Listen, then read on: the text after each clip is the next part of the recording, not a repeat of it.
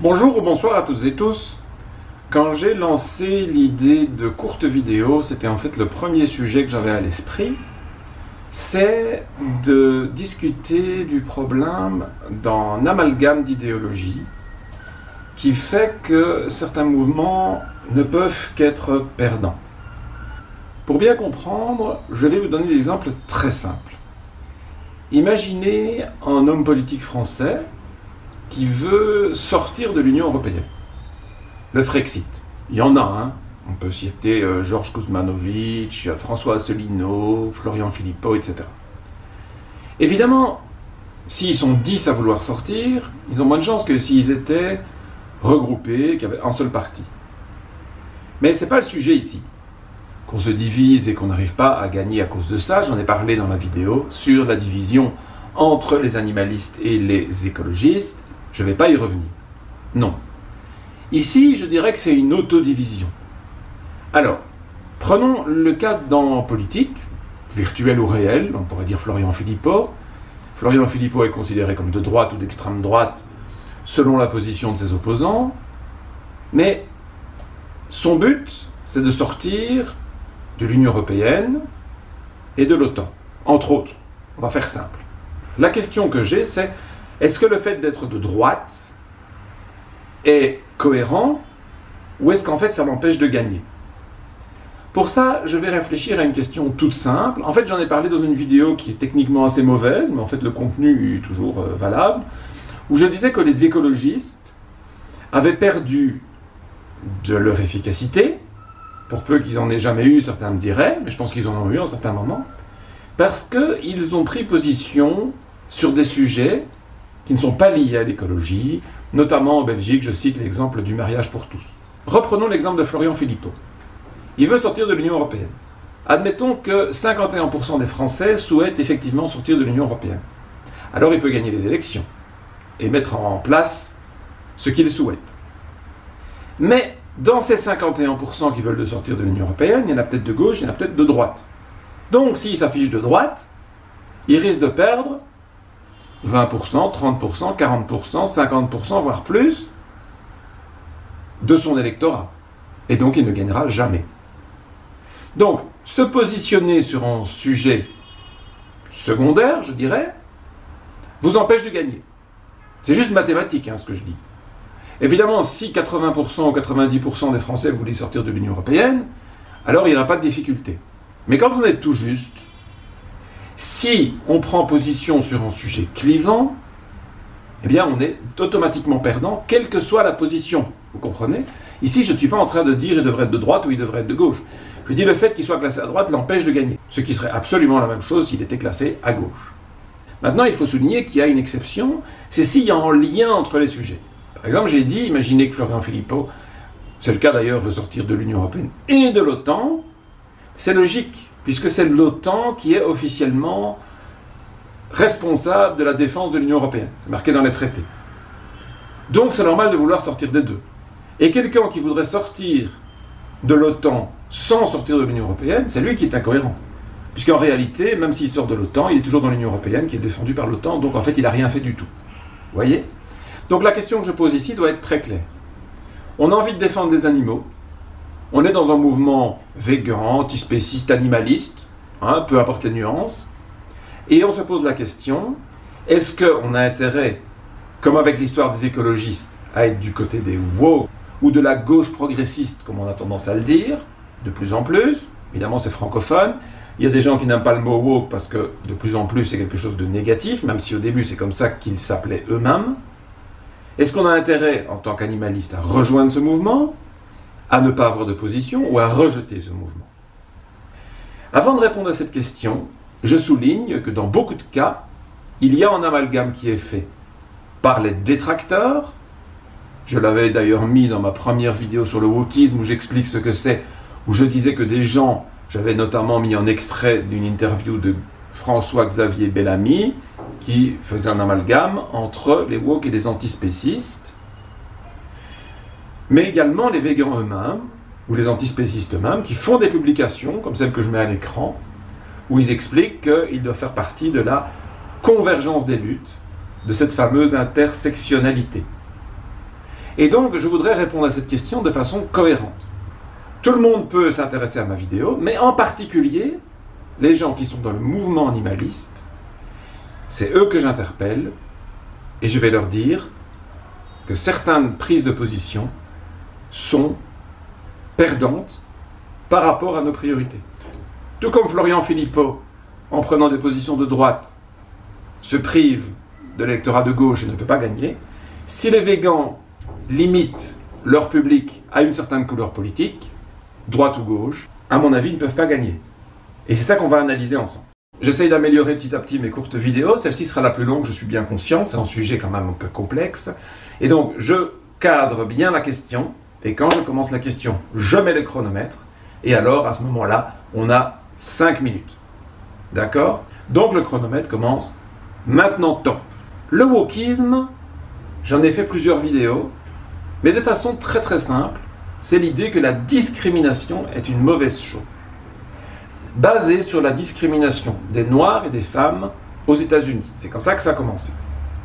Alors, pour éviter tout malentendu, je suis contre la discrimination des femmes et des Noirs par nos sociétés, que ce soit au niveau individuel ou au niveau global.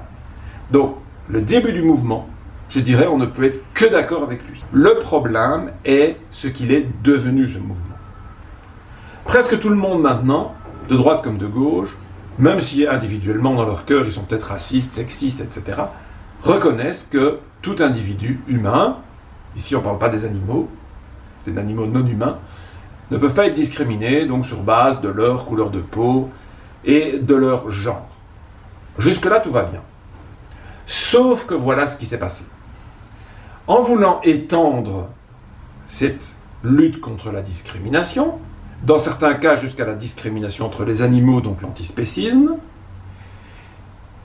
le mouvement est devenu anti-nature, anti-vie, parce que la vie est faite de discrimination. Exemple concret. Est-ce qu'il y a une discrimination naturelle entre les hommes et les femmes? La réponse est oui. Oui, les femmes peuvent mettre au monde des enfants ce que les hommes ne peuvent pas. C'est le cas de tous les mammifères. Les femelles peuvent accoucher et les mâles non. Ce sont les mâles qui fécondent les femelles. C'est comme ça que ça marche. Et puis on pourrait parler évidemment les douleurs périodiques des femmes que les hommes n'ont pas. Donc on pourrait dire c'est pas juste. Mais les hommes pourraient dire c'est pas juste, nous on peut pas mettre au monde des enfants, etc. Bon. C'est une discrimination naturelle. Mais c'est la plus facile à voir nous en tant qu'humains. Mais il y a plein de discriminations dans la nature. La nature est élitiste. C'est comme ça qu'elle permet à des individus efficaces de survivre et de faire évoluer leurs espèces vers plus d'efficacité. Si les lapins courent aussi vite, c'est parce que ceux qui ne courent pas assez vite, ils sont déjà morts, attrapés par un prédateur. Donc, si on mettait en place un système pour qu'il n'y ait plus de prédateurs, ben le lapin il n'aurait plus besoin de courir. Et un jour, il serait plus capable de courir. Donc, en fait, on organiserait la dégénérescence des espèces. Vous voyez? L'efficacité, l'évolution positive du monde vivant est basée sur la discrimination. Or, le mouvement woke ne fait pas, je pourrais dire de discrimination, pour faire un peu d'humour, ne fait pas la distinction entre la discrimination sociétale, discutable, des discriminations naturelles nécessaires. Et donc, c'est comme ça qu'on voit apparaître en ligne, dans la rue, des campagnes pour dire oui, les hommes peuvent être enceints, les protections, vous savez, destinées habituellement aux femmes maintenant, on ne peut plus mettre que c'est pour les femmes, c'est pour tout le monde, pour tous les gens qui ont des règles. Enfin, tout est en train de changer, on change la dénomination des choses, mais ça, c'est pas encore si grave. Ce qui est grave, c'est que, avec la technologie, les hormones, la chirurgie, etc., eh bien, on change les individus pour que ça colle à notre idéologie. Et vers quoi ça mène? J'ai fait une très longue vidéo pour l'expliquer et le démontrer, une vidéo sur le transhumanisme qui explique comment l'idéologie woke est en fait un cheval de Troie des transhumanistes pour que ceux-ci puissent mettre en place leur technologie sans trop de résistance. Le problème, c'est que la technologie transhumaniste veut la fin du vivant pour un monde technologique. Donc, est-ce que les gens qui sont animalistes, végans, antispécistes, qui sont pour le respect de tous les animaux, peuvent soutenir, rejoindre le mouvement woke? C'est juste le contraire. Ce sont leurs pires ennemis. Avec les woke, si on mettait en place un monde woke, dans quelques décennies, il n'y a plus d'animaux. Du tout. Donc comment est-ce qu'on peut prétendre aimer les animaux et accepter un mouvement qui veut les détruire? Alors évidemment, ils ne disent pas qu'ils veulent les détruire, mais les animaux sont de la discrimination. Il y a plein d'espèces, par définition, antispécistes, espèces, hein, pensez à ça. Les animaux se discriminent entre eux, et sinon ils ne pourraient pas exister. Si les lions mangeaient des lions, ça ne fonctionnerait pas, vous voyez ce que je veux dire? Donc les lions doivent manger des antilopes ou des buffles. Et les buffles, ils ne peuvent pas manger des lions, ils mangent autre chose, ils mangent de l'herbe. C'est aussi de la discrimination. Tout fonctionne, toute la vie fonctionne par discrimination. La discrimination de base, qui pose le plus de problèmes, c'est la discrimination individualiste. J'en ai fait tout un article. Et le wokisme, c'est l'individualisme poussé à l'extrême. Or, pour parvenir à sauver la biodiversité, tout ce qu'on a, il faut faire le contraire. Il faut se rendre compte que le vivant est une globalité et qu'il faut respecter l'ensemble. Ce n'est pas individu par individu qui compte. Ce qui compte, ce n'est pas vous, votre petit ego, ce qui veut absolument, nos caprices, etc. Je veux être un homme, je veux être une femme, je veux être petit, je veux être grand, je veux être ceci. Ça n'a pas d'importance tout ça. Ce qui compte, c'est le vivant. Nous ne sommes que des petites particules de vivant. Donc, les mouvements végans, animalistes, antispécistes et d'autres mots éventuellement qu'on trouverait, tous ceux qui veulent respecter soit le vivant, soit les animaux, c'est la même chose. D'ailleurs, séparer les animaux du reste du vivant est aussi une discrimination incohérente. Il faut respecter tout ce qui vit. Il faut respecter la nature telle qu'elle est et accepter qu'elle fonctionne avec la discrimination et donc accepter les discriminations naturelles. Et donc, les mouvements animalistes doivent lutter contre le wokisme, refuser les amalgames qu'on fait entre les deux mouvements, bien sûr ne pas rejoindre ces mouvements et ne pas se laisser attraper par le transhumanisme, parce que le transhumanisme, qui veut tout contrôler, qui veut contrôler le vivant et donc le détruire pour en faire des machines en fait, il va dire, ah oui, mais les lions mangent des antilopes, ça fait des souffrances, donc on va modifier chirurgicalement les lions pour qu'ils mangent de l'herbe. Et donc un jour, il n'y aura plus que des antilopes, ou des cerfs, ou des lapins. Il n'y aura rien d'autre. Le problème, c'est que les écosystèmes ne peuvent fonctionner que grâce à la diversité. Donc on détruit la diversité sous prétexte que le comportement de certains animaux n'est pas bon, et donc on détruira les écosystèmes, donc on détruira tout ce qui vit, puisque sans écosystème, il n'y a pas de vie. La biosphère, c'est un méga écosystème. Voilà, donc je pense que c'est d'une importance capitale. Je répète, je le répéterai toujours, les amis des animaux, les amis de ce qui vit, ne vous laissez pas attraper par le mouvement woke, par cette gauche progressiste qui est pour l'instant totalement anti-vie. Et ça ne vous oblige pas à être contre l'avortement, contre l'euthanasie, etc. Mais réfléchissez à un équilibre. Il y a une différence en acceptant l'idée que dans un cas extrême où une femme a été forcée, etc., qu'elle doit avorter, bah oui, et tatouée sur son bras, ouais, je suis pour l'avortement, j'ai avorté, je fais partie du camp du bien, quoi. Parce que là, on en est là pour l'instant. Il faut quand même un tout petit peu de nuance. Pareil pour l'euthanasie. Il y a quand même une énorme différence en disant une personne souffre en fin de vie, on l'aide à partir plus vite pour ne pas souffrir, très bien, je suis pour, d'une gamine de 20 ans qui est en chagrin d'amour et qui demande une piqûre pour en finir. Si vous ne saisissez pas la nuance, alors c'est vous qui avez un problème. Voilà, c'était une vidéo un peu coup de gueule aussi en passant, quelque chose que j'ai sur le cœur depuis longtemps, j'en ai déjà heureusement parlé, j'insiste, allez voir cette vidéo qui apparaît à l'écran, sur le wokisme dans le cadre du transhumanisme, vous allez voir, c'est vraiment un des sujets les plus importants, les plus fondamentaux de tous ceux que j'ai abordés depuis que j'ai une chaîne YouTube. Je vous dis à bientôt.